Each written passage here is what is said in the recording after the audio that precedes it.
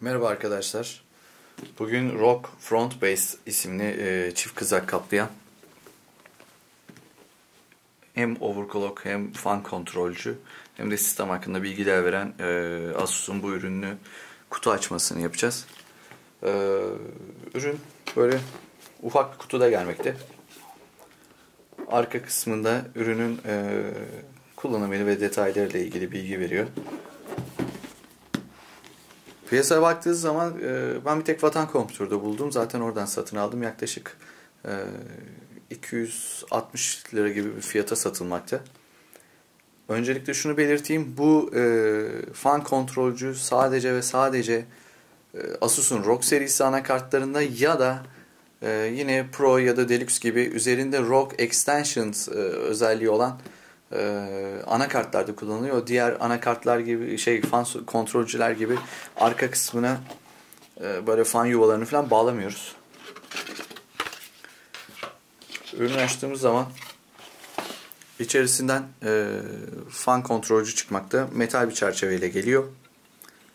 Üzerinde hem kulaklık hem de mikrofon çıkışı yer almakta.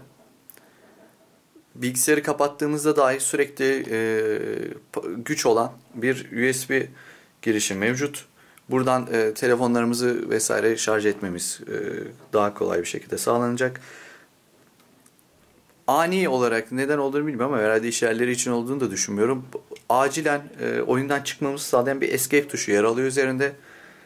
Bu anakarttan artık BIOS üzerinden ayarlamamız üzerine overclock yapmakta kısaca ve hızlı bir şekilde. Bu da buradaki 4 inçlik ekranı kapatan düğme.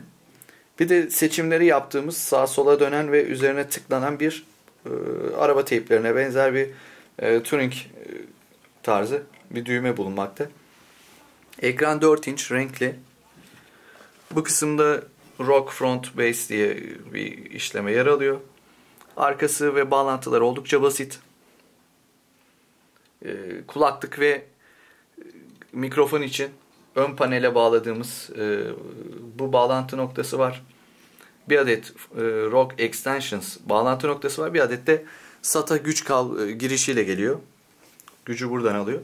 İki kızak kaplıyor. Montajı oldukça basit gözüküyor. Kutu içeriğine gelince de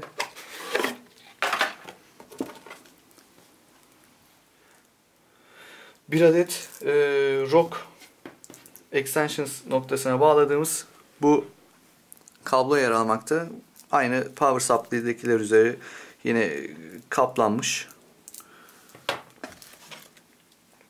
Ve önden kulaklık ve mikrofon çıkışını bağlayabileceğimiz bu audio kablosu yer alıyor. Oldukça uzun bir kablo yer verilmiş. Bağlayacağımı düşünmüyorum sonuç olarak ben kulaklık pek kullanmadığım için. Bir de bağlantı vidaları yer almakta.